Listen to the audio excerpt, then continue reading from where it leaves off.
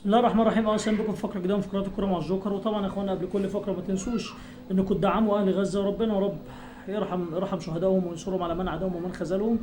وطبعا طبعا دعمونا باللايك والشير والسبسكرايب، واتمنى يا رب الفيديو يعجبكم. مصر في كاس العالم 26. مصر في كاس العالم 26 وفوز سهل جدا وبسيط على منتخب جيبوتي، طبعا ثلاثيه مقابل لا شيء. ابراهيم عادل ومحمد صلاح هدفين، ومبروك لمنتخب مصر.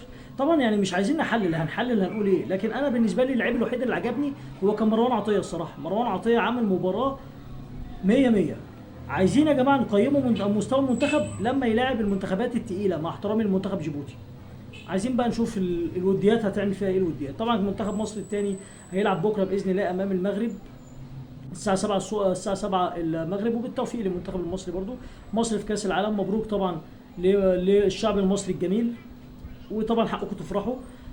كمان هنتكلم طبعا على طبعا هنتكلم على مشاكل الزمالك وكل ده، لكن طبعا قبل كل ده احنا طبعا بنشكر محمود الخطيب على اللفته الجميله اللي عملها طبعا، وهو وكابتن سيد عبد الحفيظ والناس طبعا اللي زارت حسن شحاته. نتمنى كمان الدعاء بالشفاء لكابتن حسن شحاته المعلم الكبير ومن اساطير نادي الزمالك.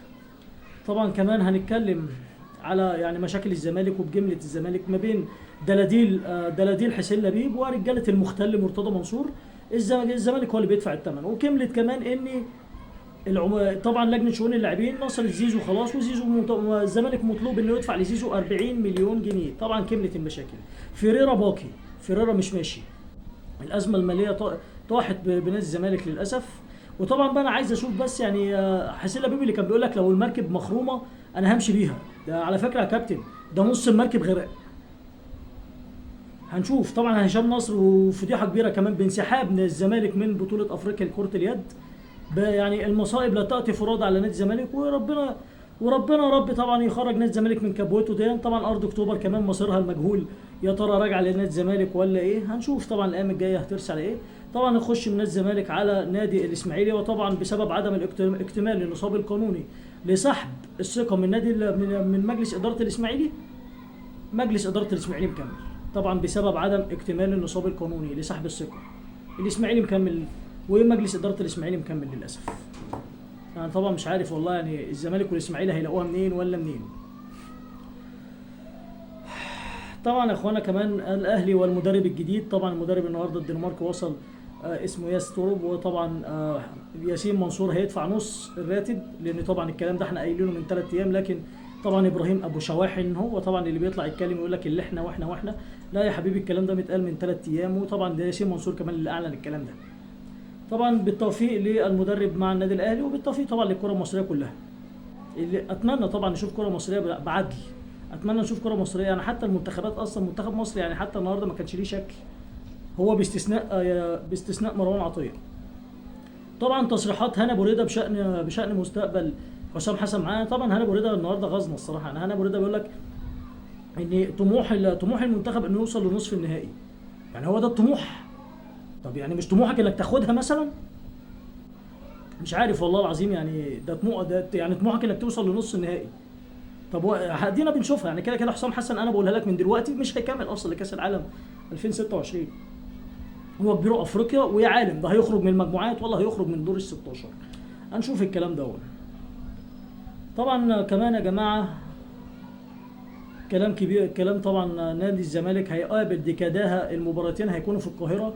طبعا المباراه الاولى هتبقى يوم 17، وطبعا بتحكيم اثيوبي. كمان نادي الاهلي بعد المباراه الثانيه بتاعت غينيا بيساو، طبعا المباراه الجايه يعني هتبقى تحصيل حاصل، فمباراه استعراضيه.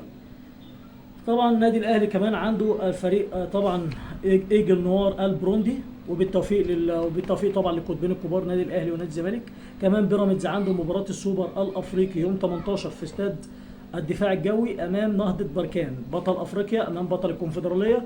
وبالتوفيق طبعا للفرقتين، بطل افريقيا بطل الكونفدراليه نهضه بركان.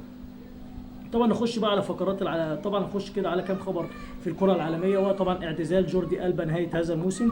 الراجل عمل كل حاجه طبعا، لاعب يعني عمل كل حاجه مع برشلونه مع المنتخب الاسباني، حتى طبعا كمان توج ببطولتين مع فريق انتر ميامي.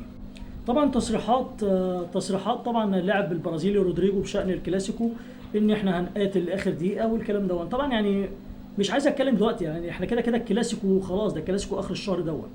هل الونسو هيضع حد لعقده برشلونه. يعني طبعا اخر 4 كلاسيكيات برشلونه خلصهم من 4-0 ل 3 ل 4-3.